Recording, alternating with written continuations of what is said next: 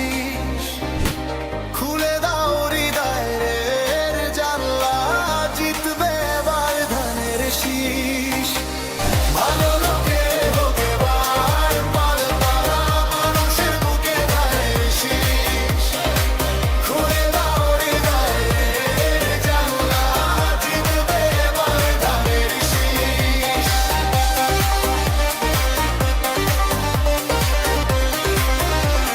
সাধারণ মানুষের কাছে যাও, একটুও কি তুমি টের পাও? কার পাশা গেছে কার টেবিলে, খেলা যে চলছে কোন লেভেলে।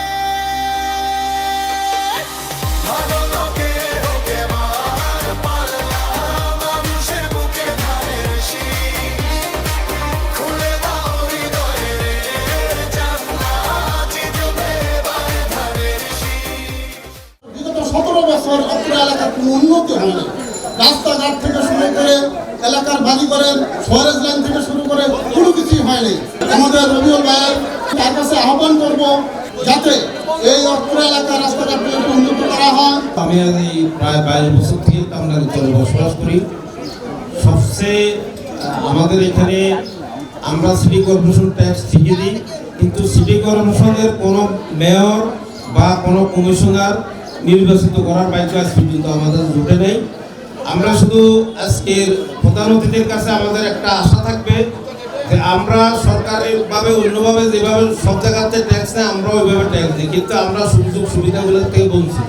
কামরাঙ্গীরচর একটা দ্বীপের মতো, এটা আপনার অবশ্যই আপনার দৃষ্টিগোচর আছে।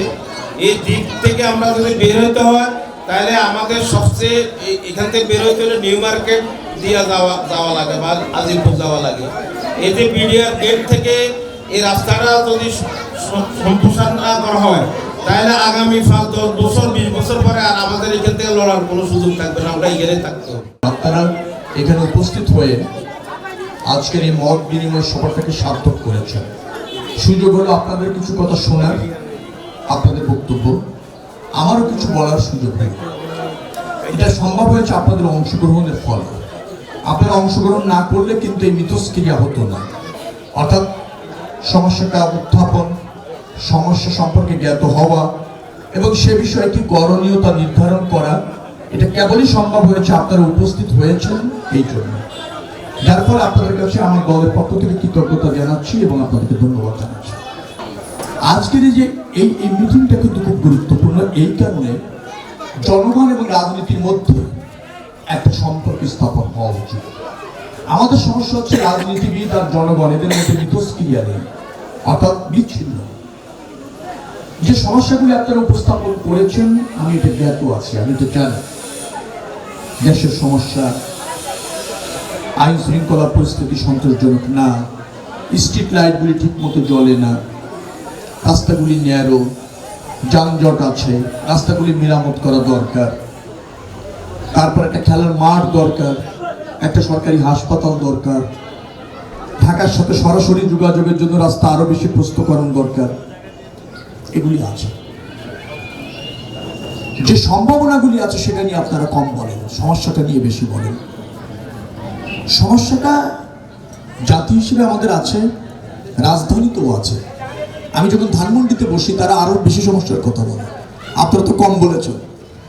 তারা বলছে মাঠটা উন্মুক্ত না, আরেক গ্রুপ বলছে না মাঠ উন্মুক্ত হলে আইন শৃঙ্খলা ঠিক থাকে না, মাঠ নিয়ন্ত্রণ করতে হবে। বিশাল মসজিদ, 7,000-এর মতো মানুষ নামাজ পড়তে পারে, তারপরে সেটাকে আরেকটু প্রশস্ত করতে চায়। তো মানুষের প্রত্যাশা আছে। আমার কাছে আপনাদের এখানে 2 মাসের মতো আমার আশা। তাতে যেটা মনে হয়েছে কামরাঙ্গীরচর অ্যাকচুয়ালি এটা কোনো শহর প্রক্রিয়ার মধ্য দিয়ে বেড়ে ওঠেনি, এটা উন্নত মানের গ্রামের মতো মনে হয়। ভবন টাকা আছে, যে যেমন ভাবে প্রিপারেশন করেছে, যে হারে মানুষ বসবাস করে সেই নাগরিক সুবিধা এখানে নাই। সেবা খাতগুলি ওয়াকিজ, ওয়াসার, ডেসা, তিতাস যাই বলেন না কেন আছে, কিন্তু তাদের সেবা নাই। সেবা নাই মানে তাদের যে সক্ষমতা আছে আর আপনাদের যে ধারণ ক্ষমতা সেটা দিয়ে এটা ম্যানেজ করা খুব কঠিন। ধরুন দিন ময়লা পরিচ্ছন্ন করবে, এখানে যত লোক বসবাস করে আর তারা যেভাবে ময়লা করে, তো কনভারজেন্সি যারা আছে সিটি কর্পোরেশনের তাদের লোকবল না বাড়ালে স্পেশাল ভাবে গাড়ি এখানে বরাদ্দ না রাখলে, সার্বক্ষণিক তদারক করবে, ময়লাটা অপসারণ করবে, এই ধরনের লোকবল সংখ্যা যদি আর ক্যাপাসিটি সংখ্যা না বাড়ায়, এটা ক্লিন করা খুব কঠিন কাজ, দুর্লভ কাজ। আর নাগরিক হিসেবে আমরা তো মনে করি না যে আমার বাড়িটা, আমার ময়লাটা সুন্দর করে গুছিয়ে এক জায়গায় করে সংরক্ষণ করে একটা নির্দিষ্ট জায়গায় ফেলবো, এটা আমরা বুঝিই না, চাই না, করিই না। সমস্যাগুলো আমি চিহ্নিত করেছি। গ্যাসেরটা নিয়ে একটু বলি। গ্যাস নিয়ে আমি তিতাসে 3 বার গিয়েছি, আজকে সকালেও বলেছি আপনাদের এখানে একই কথা বলতে হয়, এই কারণে যে গ্যাস আপনাদেরকে দারুণভাবে ভোগান্তিতে ফেলেছে। আলটিমেটলি পাইপলাইনের মাধ্যমে গ্যাসটা বাসা বাড়িতে যাক, সরকার তা চায় না। এটা এমন না সরকার চাচ্ছে কিন্তু হচ্ছে না, তা না, সরকার চাই না আপনারা গ্যাস পান। কেন পান? সরকার চায় আপনারা সিলিন্ডার ব্যবহার করেন, পাইপলাইন ইন্ডাস্ট্রিতে গ্যাস যাবে, পাইপলাইনে বাসায় গ্যাস যাবে না। যার ফলে গ্যাসের সংযোগ যেগুলি আছে সেটা প্রশস্তকরণ দরকার, কারণ লোড বেড়েছে। তারপর ধরেন জরাজীর্ণ হয়ে গেছে, মেরামত করা দরকার, সংস্কার করা দরকার, রিপ্লেসমেন্ট দরকার। তো সেই জায়গাগুলির জন্য কি দরকার? অর্থ বরাদ্দ দরকার, প্রকল্প পাস দরকার। কিন্তু সরকার সে ব্যাপারে এই সেবাটা, গ্যাস আপনারা অবারিতভাবে পান, এটা সরকার চায় না নীতিগতভাবে। কারণ সরকার সবসময়, আমি বলছি, সিলিন্ডার দিয়ে বাসা বাড়িতে ব্যবহার করতে উৎসাহিত করছে। যার ফলে এই মুহূর্তে, ঠিক এই মুহূর্তে এই সরকার এ ব্যাপারে কোনো কার্যকর পদক্ষেপ নিতে পারছে না। যেটা হচ্ছে, আগামীতে নির্বাচিত সরকার আসলে, আপনাদের ভোটে নির্বাচিত হয়ে বিএনপি যদি সরকার গঠন করে, আমি যদি আপনাদের প্রতিনিধিত্ব করার সুযোগ পাই ভোটের মাধ্যমে, আমরা পাইপলাইনের মাধ্যমে গ্যাস সরবরাহটা অব্যাহত থাকুক, বন্ধ যাতে না হয়, তার জন্য প্রথমে নীতিগত সিদ্ধান্ত গ্রহণ করব। নীতিগত সিদ্ধান্ত হওয়ার সাথে সাথে যেখানেই গ্যাস পর্যাপ্তভাবে যায় না, তার কারণের মধ্যে রয়েছে কিছু পাইপলাইন সংস্কার, কিছু প্রতিস্থাপন, কিছু ক্যাপাসিটি বাড়ানো, কিছু মেরামত এবং আরো কিছু টেকনিক্যাল লজিস্টিক সাপোর্ট দরকার, যেটা তেতাস কর্তৃপক্ষ আমাকে বলেছে। আমরা সেটা করব এবং আপনারা গ্যাস পাবেন যদি বিএনপি ক্ষমতায় আসে। আমি যদি নির্বাচিত হই, আপনাদের এখানে আগামী মানে কি, আমি বলতে চাচ্ছি, শীতে তো গ্যাসের একটু সমস্যা হয়, এটাও একটু বাড়ে, মানে গ্রীষ্মের চেয়ে শীতে আর একটু বেশি সমস্যা হয়। আমি মনে করছি যে বিএনপি সরকার যদি গঠন করার সুযোগ হয়, উইদিন 3 মান্থের মধ্যে, 3 মাস এর মধ্যে যে প্রকল্প নেওয়া দরকার নিয়ে কামরাঙ্গীরচরে যেখানে পাইপলাইনের সংযোগ আছে সেখানে সাফিসিয়েন্ট গ্যাস যাবে, এটা আমার ওয়াদা, এটা যাবে। নতুন সংযোগ দিবে কি দিবে না, নতুন ভবনে নতুন করে, সেটা আমি ওয়াদা করতে পারছি না, কারণ সরকার ওই নীতিগত সিদ্ধান্ত ডেফিনেটলি রাষ্ট্রকে গ্রহণ করতে হবে যে নতুন করে নতুন সংযোগ দেবে কিনা। তবে যেখানে সংযোগ আছে, বৈধ সংযোগ, তারা গ্যাস পাবে, এটা আমার দায়িত্ব থাকলো উইদিন 3 মান্থ। কারণ এই মধ্যে প্রকল্প পাস করার কোনো সুযোগ নেই, এই সরকার অর্থ বরাদ্দ প্রকল্প পাস করে না, এবং নীতিগতভাবে এই সরকার এই গ্যাস অব্যাহত থাকুক লাইনে, তা তারা চায় না।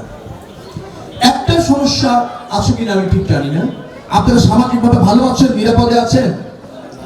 চাঁদা চায় কেউ? ধমক দেয়? জোর করে কোনো কিছু দাবি করে প্রোগ্রামের নামে, অথবা ধরেন কোনো বিশেষ বাহিনী, তাদের টাকা না দিলে এলাকায় থাকতে পারা যায় না, নতুন বাড়ি করছে, আগে তাকে পেমেন্ট করতে হয়, তারপর বাড়ি করতে হয়, নতুন ব্যবসা করবেন, আগে তাকে পেমেন্ট না করে ব্যবসা করা যায় না। এই রকমের কোন রাজনৈতিক ছত্রছায়া কোনো নেতা আছে কিনা বিএনপি, ছাত্রদল, যুব দলের? না, তো আসতে হচ্ছে কেন? নেই তো। আচ্ছা, যদি থাকে সে দায়িত্ব আমার এবং এখানকার যারা আছে নেতাদের। আজকের থেকে দায়িত্ব, দলের নামে দুর্বৃত্তায়ন চলবে না, কারো অধিকার হরণ করা চলবে না, কারো উপর চাপ প্রয়োগ করা চলবে না, বিএনপি করে তাকে করতে পারবে না। দায় আমার, আমাকে জানাবেন। অথবা এখানে যারা আছেন, আপনাদের প্রিয় নেতারা এখানে আছেন, সবাই নামার বলে সময় নষ্ট করছি না। এইসব লিজেন্ড, এত নেতা, এত প্রভাবশালী, জনপ্রিয়, এলাকার অবস্থান সমৃদ্ধ নেতা অন্য কোনো থানায় নেই। তো এইরকম সক্ষম নেতারা থাকতে কেনই জরাজীর্ণতা থাকবে? নিশ্চয় থাকবে না, নিশ্চয় থাকার সুযোগ নেই। আর যদি সেটা হয় আমাকে জানাবেন, দায়িত্ব আমার, প্রতিরোধ আমি করব, আমি দেখব। অর্থাৎ খোঁজ করুন, এবং আমার এই মুহূর্তে খোঁজার সময় নেই। আমি নির্বাচনের পর খুঁজে দেখবো সরকারি জায়গা আছে কিনা। এটা একটা এটা অল্প সময়ের ব্যাপার। যদি মাঠ করার মতো জায়গা থাকে মাঠ হবে। মসজিদ করার জন্য যদি সরকারি জায়গা থেকে থাকে অথবা কেউ দান করে থাকে, মসজিদ সরকারিভাবে করে দেওয়ার দায়িত্ব আমার। আরে ভাই, আমি তো এইগুলি করার জন্যই তো দল পাঠিয়েছে আমাকে, তা আমি করবোটা কি? আপনারা যেটা দাবি করছেন এই কাজ করা তো জন্যই তো বিএনপি আমাকে পাঠিয়েছে। এখন আমি কতটুকু সফল হব, কতটুকু পারবো, সেটা হয়তো আমি দায়িত্ব পাওয়ার পর বুঝবেন, দেখবেন, পরীক্ষা নেবেন। তো সমস্যাগুলি আমি জানি, সমস্যাগুলি সমাধান করা দরকার, সেটাও আমি মানি। কিন্তু আমাদের কিছু সীমাবদ্ধতা রয়েছে, জায়গার সীমাবদ্ধতা। রাস্তাগুলি উন্নয়ন করে দেব, যে হয়তো রাস্তা আছে উন্নয়ন করতে সমস্যা নেই। একটা প্রকল্প নিলেই ধরেন এটা এস্টিমেট করে টেন্ডারে পাস করে দিলে সে রাস্তাটা হয়ে যাবে। রাস্তাটা যাতে মানসম্মত হয় সেটাও করে দেবো। ফাঁকিবাজি যাতে না হয়, একটা কন্ট্রাক্টর করতে না পারে। শহীদুল ভাই করলেও ফাঁকিবাজি দিতে পারবে না, সামনে বলছি। আপনারা দাঁড়ায় বুঝে নেবেন আর আমি দাঁড়ায় থাকবো, ফাঁকিবাজি চলবে না। সেগুলি করে দেওয়া যাবে। কিন্তু সম্ভাবনা মানার কথা বলেন, কামরাঙ্গীর চরে আর কি সম্ভাবনা আছে যেটা এখনো বিকশিত হয় নাই? বিকশিত হলে জনগণের অনেক কর্মসংস্থান হয়, জনগণের মধ্যে ধরেন প্রাণচাঞ্চল্যতা আসে, বাইরের ইনভেস্টমেন্ট আসে, শিল্পপতিরা এসে সেখানে ইনভেস্ট করে। এই রকমের যদি কোনো সম্ভাবনাময় সেক্টর থাকে সেটা আমাকে বলেন। সেটা সমাজ স্বার্থে সেটা বেশি জরুরি। আমি বোঝাতে পেরেছি? সমস্যা আছে, সমাধান হবে, আবার নতুন সমস্যা হবে, সমাধান হবে, কিন্তু সম্ভাবনাময় খাত কি আছে সেটা খুবই জরুরি। যদি সম্ভাবনাময় কিছু থাকে, আমি কি বুঝাতে পেরেছি আপনাদের? এমন একটা সেক্টর আছে কিনা এখানে চালু করলে এলাকার মানুষের জীবনযাত্রা চেঞ্জ হয়ে যায়, মানুষের অর্থনৈতিক অবস্থা পরিবর্তন হয়ে যায়। এই রকমের কি থাকলে বললে আমি সেখানে সরকারকে মনোযোগী দিয়ে ওই সেক্টরকে এখানে ডেভেলপ করতে চাই, যাতে কষ্ট করে আপনাদের সন্তানদেরকে আর দূরে না যাওয়া লাগে, এখানেই তারা ভালো থাকতে পারে, এখানে অনেক ফ্যাসিলিটিস পায়। এই রকমের কি আছে সেটা বলে। আর না জানলে চিন্তা করেন, দিন তো শেষ হয়ে যাচ্ছে না। আমি তো আপনারা ভোট দিলে ৮৫ বছর, যদি ভোট দেন, নির্বাচিত করেন, আলোচনা করা যাবে, চিহ্নিত করা যাবে, সমাধান করা যাবে। এই মুহূর্তে যেটা দরকার, আমি আবারও বলি, আমি সমস্যাগুলি মোটামুটি ভাবে জানি, কিন্তু আমার কাছে এমন কিছু নাই নির্বাচনের আগে আপনাদের করে দেবো। ভাই, আমাকে সময় দিতে হবে, নিশ্চয়ই এগুলো অগ্রাধিকার ভিত্তিতে সমাধান হবে। আপনাদের কাছে আমার আবেদন হচ্ছে, আপনারই রাষ্ট্রের মালিক, আপনারা এটা বুঝতে চান না, আপনারা মনে করেন অসহায়, আপনারা মনে করেন জরাজীর্ণ। মনে রাখবেন, আপনাদের দেশ, মালিক আপনারা, সার্বভৌম আপনারা। আপনার ভোটের ভিত্তিতে জনপ্রতিনিধি হয়, সরকার হয়। অতএব এবার আপনাদের রাষ্ট্রে একটা গুরুত্বপূর্ণ ভোট হচ্ছে রাষ্ট্রটা কিভাবে চলবে সেই ভোট।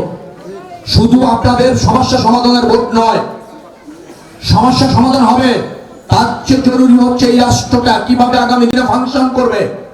এই রাষ্ট্রের স্বাধীনতা, সার্বভৌমত্ব, স্বস্তি, অস্তিত্ব সংকটে আছে। আপনাকে দেশ বাঁচান। দেশ বাঁচাতে হলে আগে এই নির্বাচনে রাষ্ট্রটা পরিবর্তন করবার জন্য বিএনপিকে পাশে রাখুন, বিএনপির ধানের শেষে ভোট দিন। সেটি না আমাদের রাষ্ট্র সংকটে পড়ে যাবে। যতটুকু সুবিধা আছে এতটুকু থাকবে কিনা সে সন্দেহ তৈরি হয়েছে। আঞ্চলিক এবং আন্তর্জাতিক আধিপত্যবাদ বাংলাদেশের উপর চেপে আসছে, যার ফলে নাগরিক হিসেবে আপনার দায়িত্ব রয়েছে, প্রথম আপনার দেশে একটা উপযুক্ত সরকার গঠন করা হলো ফার্স্ট রেসপন্সিবিলিটি। আমরা তা ভাবি না, আমরা বলি এই সমস্যা সে সমস্যা। অবশ্যই সমস্যা সমাধান হবে, করবেটা কি? সরকার। তো সেই সরকার যদি আপনার সরকার না হয়, তাহলে আপনার সমস্যার সমাধান তো হবে না। সো আপনাকে মনোযোগী ওখানে হতে হবে। কে পারে? এই এলাকায় যতটুকু উন্নয়ন হয়েছিল কে করেছিল?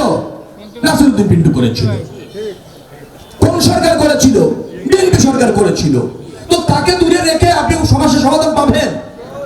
আগে প্রথমে তাকে কাছে আনেন, বিএনপিকে নির্বাচিত করেন, তারপর দাবি করেন বিএনপির প্রতিনিধি হিসেবে আমি আসছি, আমাকে বলেন।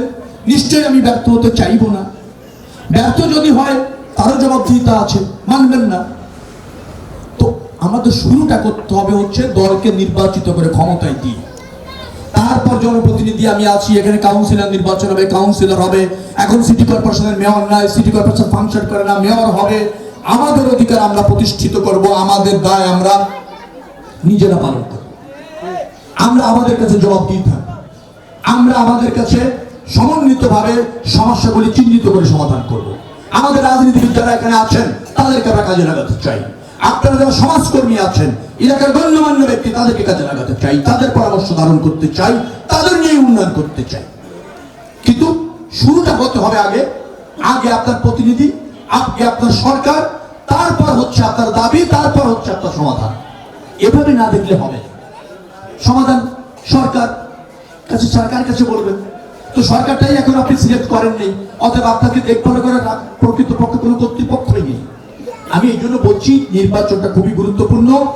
আপনারা আমার দল বিএনপি, ধানের শীষ এবং আমাকে এবারের জন্য সুযোগ দিন। আমি ওয়াদা করছি আমার দল এবং আমি তার মর্যাদা রাখবো, যে যদি আপনারা আপনাদের সেবা করার দায়িত্ব আমাদেরকে দেন। আপনারা রাষ্ট্রের মালিক, আমরা রাজনীতিবিদ এবং জনপ্রতিনিধিরা সেবক হতে চাই, সহকারী হতে চাই, পাশে থাকতে চাই যে কোনো মূল্যে।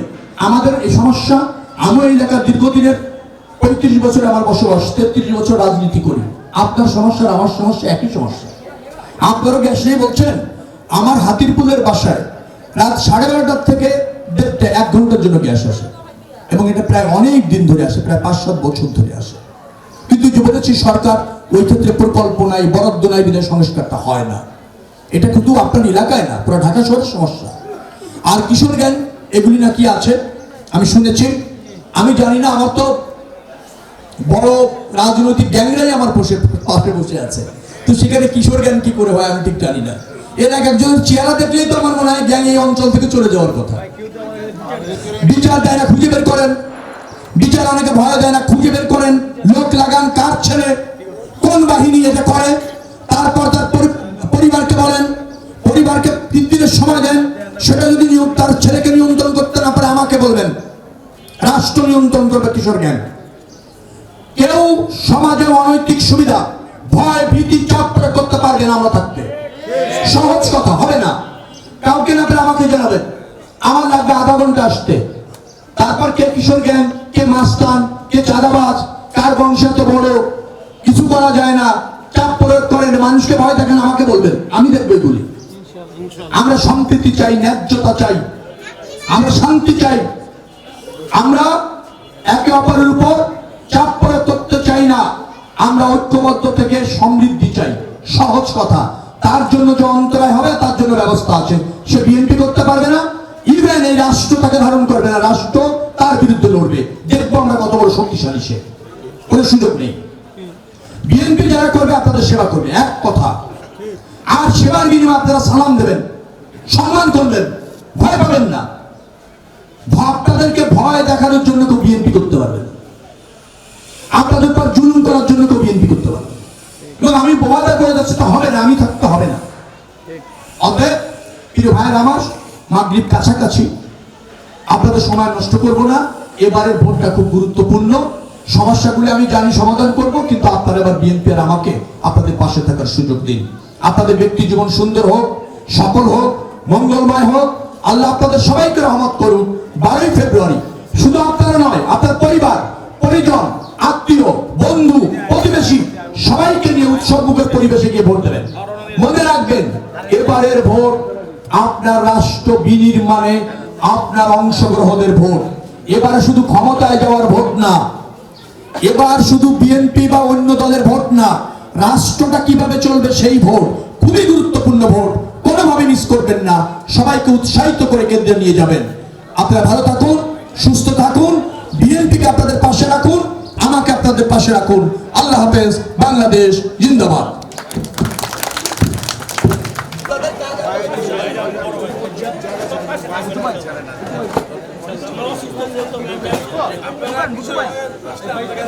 আর ভাই দিকটা ঢুকেন ভাই।